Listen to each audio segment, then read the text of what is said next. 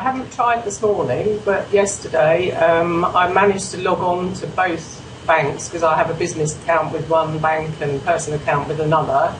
I could access my business account fully and see transactions. No money's been deducted as yet, but there was a notice saying that you were unable to do any transfers, so obviously to stop people transferring money out of their accounts.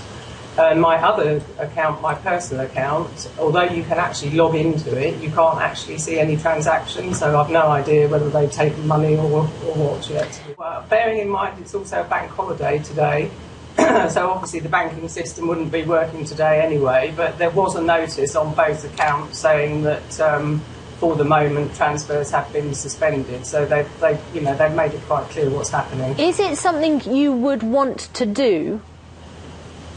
Well, I think everyone would want to take their money and put it somewhere else to avoid the government taking it, but obviously they've taken steps to avoid that to prevent a run on the bank, which is understandable in the circumstances, I think.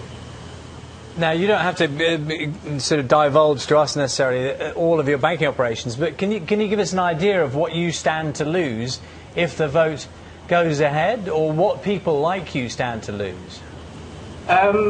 Well, I will fall into the 6.75 category. I mean, luckily we're quite early into the wedding season, so a lot of money has yet to come in for weddings. But I mean, it's several thousand collectively, and obviously that's not a good situation to be in, particularly bearing in mind most of the money in my business deposit account is actually not my money. It belongs to couples that are going to get married here later on in the year.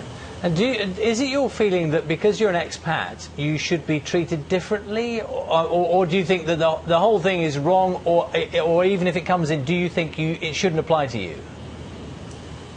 Well, I live here and I'm a resident. I have a bank account, so I don't think that expats can be treated as a separate, a different circumstance, to be honest, although I understand the British government is going to compensate troops that are based here.